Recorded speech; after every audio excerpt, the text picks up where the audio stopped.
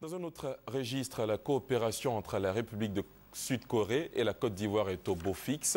Bientôt, une multinationale spécialisée dans la pêche du thon va s'implanter en Côte d'Ivoire. Pour échanger sur ce grand projet, le ministre des Ressources animales et halieutiques, Kobena Kwasi Adjoumani, a rencontré la délégation sud-coréenne à Séoul. Le point avec Delphine Bla. La Côte d'Ivoire, de plus en plus fréquentable.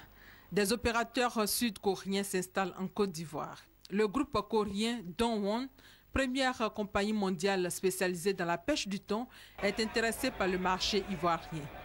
En mission à Séoul, dans le cadre d'une exposition internationale, le ministre des Ressources animales et halieutiques, Kobena Kwasi Adjoumani, a échangé sur le sujet avec une délégation du groupe Dongwon. Encouragement de Kobena Kwasi Adjoumani qui a demandé aux investisseurs de faire confiance au président Alassane Ouattara pour sa politique de développement de la Côte d'Ivoire. Il a par ailleurs expliqué qu'une zone franche est créée à cet effet pour permettre à toute entreprise désirant s'installer en Côte d'Ivoire dans le secteur de la pêche de bénéficier d'exonérations de taxes sur le téléphone, l'eau et même l'achat de véhicules. En revanche, le ministre leur a demandé de respecter les lois afférentes à l'activité de pêche en Côte d'Ivoire. Le groupe Dongwon est l'une des principales compagnies au monde spécialisées dans la capture du thon.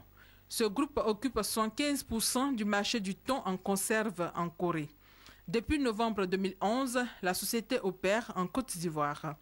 En termes d'emploi, elle génère près de 100 emplois directs, dont 20 postes clés occupés par des Ivoiriens.